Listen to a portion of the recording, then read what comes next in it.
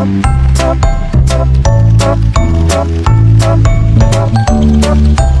afternoon, ma'am. This is our report. Unit 9, Service Excellence and Leadership. Service quality. Service quality can be defined differently. However, when it comes to thinking about service quality in hotels, it is necessary to look at the big picture. Providing high-quality service is all about exceeding the customer's expectations and making them feel like they got their money's worth. It boils down to make them feel good and building the customer's confidence in your hotel. Second, service quality is known as customer satisfaction, which is based on feelings. Although company place tremendous importance on improving the level of customer satisfaction, measuring it, service quality does not seem like such an intangible concept.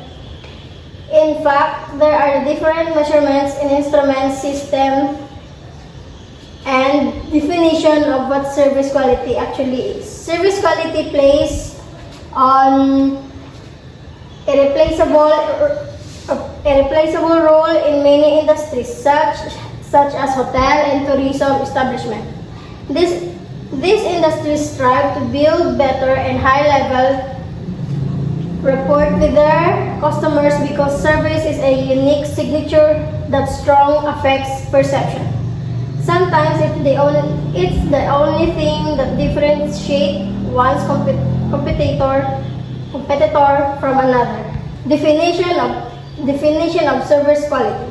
In some earlier studies, service quality can be defined as the extent to which the service fulfills the needs or expectation of the customer, or conceptualize it as regards the weakness or excellence of the service.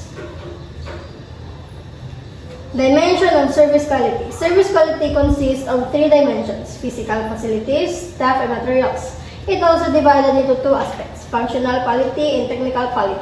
A similar approach argued that service quality includes 3 dimensions. Measurements of service quality. Soft measures.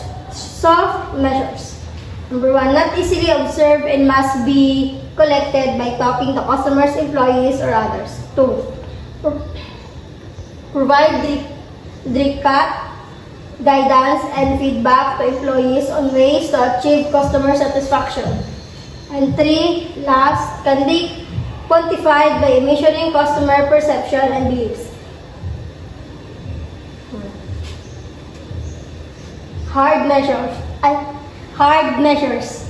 Number 1, characteristics and activities that can be counted, time, or measured through audits. 2, typically operational processes or outcomes. 3, standard often set with reference to percentage of occasions on which a particular measure is achieved.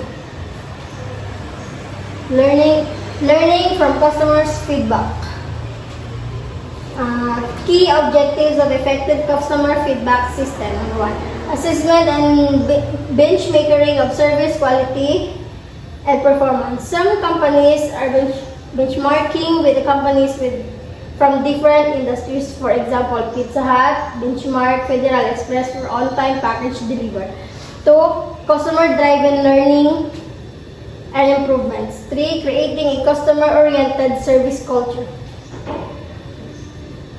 Customer feedback collection tools. Different types of feedback tools and their ability to meet various requirements. Number 1, survey. Number 2, class engagement tools. Number 3, visual feedback tools, product feedback boards, user experience tools, online customers reviews, and last, product management tools. So first, we have total market, annual, and transactional surveys. Total market surveys and annual surveys measure satisfaction with all major customer service processes and products. The level of measurement could be on index or using various attribute ratings Second, weighted data, or weighted by core segments and or products. And last, transactional surveys are conducted after customers have completed a specific transaction. Second, we have service feedback. Service feedback cards. It involves giving customers a feedback card following completion of a major service process and inviting them to return it to a central customer feedback unit. So third, mystery shopping are used to determine whether frontline staff are displaying desired behaviors or not. And coaching, training, and performance evaluation. Next, unsolicited customer feedback. Customer complaints, compliments, and suggestions can be transformed into a stream of information that can be used to help monitor quality and highlight improvements needed to the service design and delivery. Next, focus group discussions and service reviews. Focus groups are organized by key customer segments or user groups drill down on the needs of these users. Service reviews are in-depth, one-on-one interviews, usually conducted once a year with firms' most valuable customers. Next, analysis, reporting, and dissemination of customer feedback. 3 common types of performance reports. First, we have monthly service performance update. Second, quarterly service performance review. And lastly, annual service performance report. Next, tools to analyze and address service quality problems. So there are some tools for determining the root causes of specific service quality problems. So first, fishbone diagram. Cause and effect diagram to identify potential causes of problems. Possible reasons that might cause a specific problem can be categorized into one of 8 groups: equipment, front stage personnel, backstage personnel, material, procedures, information, and others. Next, we have Pareto analysis. So Pareto analysis is a technique used for business decision making, and it is based largely on the 80-20 rule. As a decision making technique, Pareto analysis statistically separates a limited number of input factors, either desirable or undesirable, which have the greatest impact on an outcome. So next, we have blueprinting. Visualization of service delivery, identifying points where failures are most likely to occur.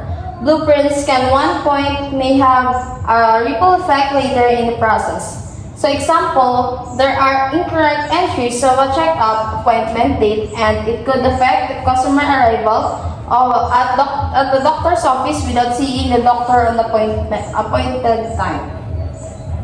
So improving service quality. So genetic productivity improvement strategies. Typically actions to improve service productivity. First, careful control of costs. Second, efforts to reduce wasteful use of materials and labor. Third, matching productive capacity to average demand levels. And fourth is installing expert systems. And next, teaching employees how to work more productivity. Broadening variety of tasks that service worker can perform. Replacing workers by automated machines or self-service technologies. And lastly, providing employees with equipment and databases. So customer-driven strategies to improve productivity. We have first, change timing of customer demand. By encouraging customers to use the service outside peak periods, managers can make better use of firms' productive assets and provide better service. Second, involve customers more in production. Get customers to self-serve and encourage customers to obtain information and buy from firms' cooperative websites. And lastly, ask customers to use third parties. So delegate delivery of supplementary service elements to intermediary organizations. So we have service quality and productivity approaches. So first, total quality management or TQM. It consists of several tools used to control the ongoing business processes. Next, ISO 9000 or 9000 comprises requirements, definition, guideline, and related standards to provide an independent assessment and certification of a firm's quality management system. Third, Malcolm Baldrige model to promote best practices in the quality management and recognizing and publicizing quality achievements in among U.S. firms. And lastly, Six Sigma services firms embrace various Six Sigma strategies to reduce defects, reduce cycle times, and improve productivity. That's all. Thank you.